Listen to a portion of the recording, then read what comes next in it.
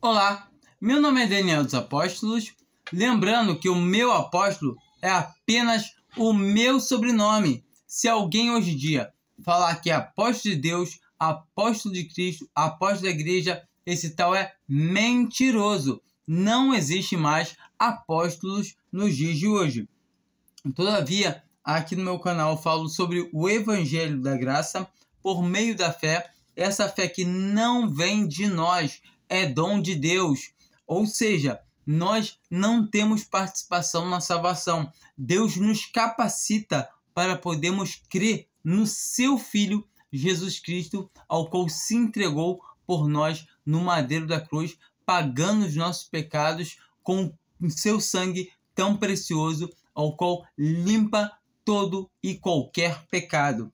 E muitas vezes a gente vê no meio da cristandade professa que a gente escuta que a maioria dos cristãos não tem certeza da salvação, porquanto elas são instruídas pelos falsos mestres que tem que ter obra, tem que perseverar, tem que fazer algo além de somente crer em Cristo Jesus.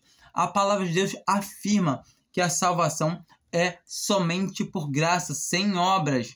E o homem tenta acrescentar obras à cruz de Cristo. Esses são os famosos inimigos da cruz de Cristo, ao qual os apóstolos combatiam ferozmente, já no princípio da igreja. Entenda, se você for ver as passagens, falam todo o tempo, as cartas, as epístolas, advertem para os cristãos se orientarem quanto a isso, a falsos mestres, a falsos profetas, falsos apóstolos, todo momento querendo o quê? Falando que você tem que fazer algo para se salvar.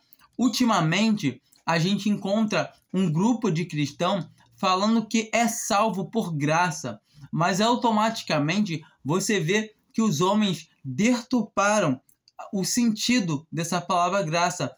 Você fala para a pessoa, você tem a salvação? Tenho, porque a salvação é por graça. Eles chegam a recitar o 1 Efésios 2 como se fosse um mantra. Pela graça sois salvos, por meio da fé, e isso não vem de vós, é dom de Deus, não vem das obras, para que ninguém se glorie. Poxa, glória a Deus, que bom, tal. E aí eu fiz a pergunta, você pode perder a salvação? É claro que eu posso, né? Se não agir, se não dar direito, se não fizer tal coisa, tem que estar presente, tem que ir na igreja, tem que, fazer as coisas para o Senhor, porque senão perde. Cadê a graça? E as pessoas não entendem, não conseguem ouvir, porque ainda não nasceram de novo. Automaticamente, ainda tem algumas que param, escutam e ficam na dúvida. Essas são as pessoas que, talvez, não sei, não conheço o coração delas, possam ter crido, mas têm dúvida. E ter dúvida não é bom. E eu estou fazendo esse vídeo para poder, se tiver alguém com dúvida, tirar essa dúvida do coração dessa pessoa. Porque quem serve a Deus não duvida. Não duvida, porque a dúvida traz correção. A palavra de Deus fala bem claro. Eu não me lembro se está em 1 Pedro que fala isso, ou é 1 João, que a dúvida, né? A dúvida traz correção, porque quem está em Cristo Jesus confia. Ou seja, automaticamente você vê, está escrito na palavra assim, tá, que não perde, tá escrito sem obras, tá. E por isso nós temos palavras de quê? De correção. Um filho que não anda de acordo com a palavra de Deus, ele é açoitado se preciso, ele é cortado, como diz em 1 Coríntios 3, fala que quem não tem obra é salvo como que pelo fogo. Aí a mesma passagem falando, não sabeis que vós sois templo e morada do Espírito Santo de Deus? Se alguém destruir o templo do Espírito Santo, que sois vós, ele será destruído. Então ali a gente consegue ver nitidamente que um cristão ele pode perder a sua vida material, mas a espiritual não. Perder a salvação jamais. Nós conseguimos ver no caso de Safira e Ananias, que os dois pecaram contra o Espírito Santo, mentiram, mas o tempo todo não perderam a salvação. A gente pode ver nitidamente um irmão em 1 Coríntios 5, que estava em pecado muito grande, em pecado moral. Ele estava tendo um caso com a madrasta. Em todo caso, o apóstolo Paulo fala para ele ser cortado da comunhão à igreja para que para a destruição da carne, para que o espírito seja salvo no dia do nosso Senhor Jesus Cristo. E automaticamente nós conseguimos ver que o Senhor Jesus fala nas passagens de João 3, João 5. Quem crê em Jesus tem a vida eterna, não entra em juízo, já passou da morte para a vida. E esses versículos dão a certeza viva, dão a certeza que um cristão não pode perder a salvação. Em Romanos 8, o apóstolo Paulo fala que nada pode nos separar do amor de Deus que está em Cristo Jesus. Ele fala que nem a profundidade, nem a fome, nem tribulação, nem a espada, nem a morte, nem anjos, nem potestades, nem principados, nem o presente e nem o futuro. Ou seja, será que amanhã eu estou salvo? Será que daqui a um ano eu ainda vou estar salvo? Nem no futuro. Ou seja, a fé é a prova das coisas que não se vê. Eu não vejo, mas eu sei que é o que eu tenho. Eu tenho a salvação e o Senhor falou que não vai perder um. Então eu creio. A palavra de Deus, o Senhor Jesus fala que todo que o Pai dá para ele, ele não vai perder um. Isso está em João 6, no versículo 37. Ele fala bem claro que não vai perder um sequer. Então, automaticamente, nós podemos ter a certeza viva em nosso coração de que, não, está escrito que o meu Senhor falou que não vai me perder, então não vai. Isso é fé em quem você deposita a sua fé. Não, eu tenho fé.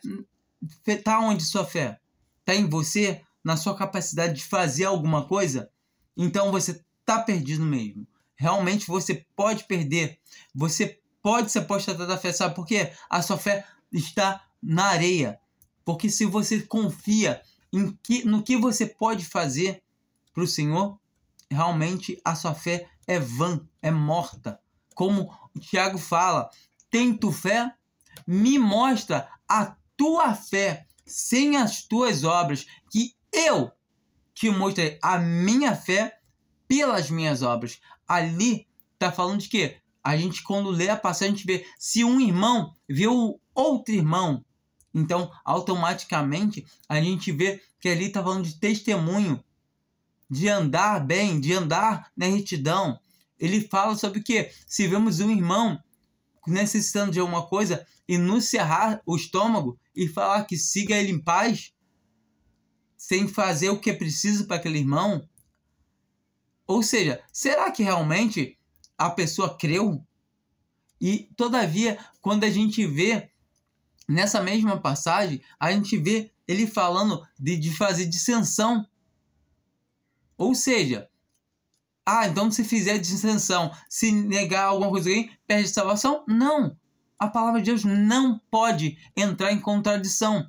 Mas, todavia, a palavra de Deus me orienta ao quê? Se um irmão não anda como um irmão, não anda direito, eu devo admoestar ele, devo chamar a atenção dele, mas, todavia, se ele não der ouvidos e continuar andando em caminho errados, dependendo do grau do que ele está fazendo, um escândalo muito grande, eu nem devo saudar, eu não devo falar com ele, nem comer. Não, isso aí é preconceito. É a palavra de Deus que diz, não sou eu que digo. E todo tempo é o quê? É para aquela pessoa sentir vergonha do que ela está fazendo. Opa, poxa, a Irmandade não está falando comigo porque eu estou agindo errado. Eu tenho que voltar e, poxa, me retratar com o Senhor. E todo tempo me retratar com os meus irmãos para voltar a ter comunhão com eles. E isso que a palavra está falando lá em Tiago. Ou seja, o Senhor conhece os corações. Ele não precisa ver as suas obras. Me mostra as tuas obras é para o homem. Quem precisa ver a obra para saber se você é um cristão é homem. Ou seja, se você me professar que você crê em Jesus, que Cristo morreu por você, que tudo direitinho, e você faz as coisas erradas, anda conforme um mundano, não conforme um cristão, eu não vou nem te saudar. Eu vou te demonstrar, não, irmão. Você está errado. Você tem que andar direito na presença do Senhor. Ah, não tem nada a ver, não. Não. E a demonstrar. E não quer ouvir? Largo de mão. É entre ele e Deus. Se ele está em comunhão na igreja, ele deve ser cortado, ele deve ser tirado fora. Porque a palavra de Deus nos ensina para não nos fazermos participantes do pecado. Ou seja, se ele está em pecado, ele não está andando corretamente e não quer ser tratado, porque um irmão, quando ele está em pecado e ele confessa o seu pecado, ele é colocado em disciplina para que o Senhor possa cuidar dele, tratar ele. A disciplina é para ele poder voltar a ter comunhão. E logo depois, quando sentimos, observamos, sentimos arrependimento naquele irmão, ele é colocado de volta à comunhão à mesa do Senhor. E isso que muitos cristãos não entendem. Muitos cristãos acham que quando a pessoa se batiza, ali é o engraçamento dela da comunhão da igreja. Se você for reparar, o apóstolo Paulo, ele já era batizado, já convertido, batizado direitinho. Em nenhum momento, nenhum dos irmãos deu a destra em comunhão a ele, em Jerusalém. Tinham até medo dele. Mas quando, eu acho, se não me engano, não lembro o nome do irmão, que pegou ele e levou lá e apresentou ele para os outros irmãos. Falou, realmente, não, ele é um irmão. E aí eles aceitaram ele. Entre aspas, né? Porque o ministério do apóstolo Paulo foi muito confuso, ainda mais para os da circuncisão. E nós podemos ver em todo momento que quando ele teve com os outros apóstolos, eles deram a destra em comunhão para ele. Ou seja, para ele Barnabé. Ou seja, um cristão deve andar em comunhão com o outro. E essa é a mesa do Senhor, de estar em comunhão, porque somos um só corpo. Então, quando entendemos que estar em comunhão, a mesa do Senhor, não tem nada a ver com comunhão assim que se batiza. Comunhão com Deus individual, todos nós devemos ter. Devemos andar nessa comunhão sempre. Entenda isso. Batismo não te coloca na comunhão da igreja, na comunhão do corpo de Cristo. Mas o batismo é a primeira ordenança que Deus tem para você. Você creu em Jesus, você deve ser batizado imediatamente. Peça água, você deve ser batizado. Mas não, tem que ser batizado para ser salvo. Não, você deve se batizar porque Deus ordena assim. Está escrito na palavra de Deus. Ponto. Não precisa entender muito, vai entendendo aos poucos, porque muitas vezes as pessoas têm que entender por que eu tenho que me batizar, tem que fazer curso. Se você for ver, não teve ninguém que fez curso na Bíblia. Todos que criam eram batizados, assim como Paulo batizou aquele guarda na cadeia, assim como Filipe batizou o escravo, o Tipe que estava no caminho lendo a palavra. E assim nós vemos os da família do centurião Cornélio. Então todos eles criam e eram batizados. E não, agora você tem que saber como é as coisas, como funciona. Não. Porque nenhum deles chegou assim, vocês são casados? Vem cá, aqui tem alguém aqui que está amaziado, está sem casar com alguém? Tem alguém aqui que está andando errado para poder saber se pode batizar ou não? Não existe na Bíblia nenhuma passagem que fale assim. Pelo contrário, o escravo Eutípio, ele pergunta a Filipe, tem água aqui? Tem alguma coisa que me impede que eu seja batizado? Filipe, não, se tu crê, é só crer. E mesma coisa, tá Pedro falando para os da família do centurião Cornélio, desceu o Espírito Santo sobre eles falavam em línguas, e nós vemos nitidamente que tinha um motivo deles falar em língua. Por quê? Porque eles eram os primeiros gentis a se converter. E todavia, nós vemos nitidamente ali, no versículo depois desse, de Atos 10, em Atos 11, que ele teve que esclarecer para os apóstolos o porquê dele batizar, porque ele estava na casa de incircuncisos. Ou seja, todas as coisas de Deus têm um motivo, têm um porquê. Entenda muito bem isso. Então, a gente vê, ele fala assim, pode, porventura, algum desses homens negar água para que seja batizado? Ou seja, todos eles que creram, que foram selados com o Espírito Santo, devem ser batizados e ponto. Ele não é casado, não tem mulher. Não, isso não coloca a pessoa à comunhão da mesa do Senhor, mas introduz a pessoa no cristianismo. A pessoa passa a ser um cristão. Quando ela professa crer, ela é cristão, mas ela professa para o mundo, ela se reveste. Entende? Ela se reveste de Cristo. Agora, continuando na linhagem que eu quero levar, sobre os homens falarem que precisamos fazer para poder ter a salvação, precisamos manter a nossa integridade, ao qual isso é mentira. A gente não precisa fazer nada para ter a salvação, nem para manter a salvação, porque é por graça. E o apóstolo Paulo, como já falei, ele tinha uma briga muito grande na Galácia. Na carta, aliás, às Gálatas, no capítulo 1, ele fala bem claro, estou admirado que, a partir do versículo 6, tá? Estou admirado de que tão depressa estejas desertando daquele que vos chamou na graça de Cristo para outro evangelho, o qual não é outro, senão que há alguns que vos perturbam e querem perverter o evangelho de Cristo.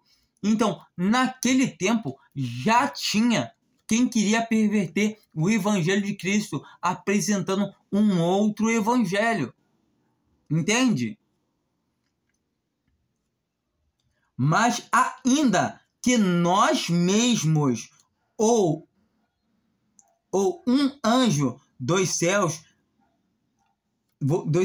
vos pregasse outro evangelho, além do que já vos pregamos, seja anátema.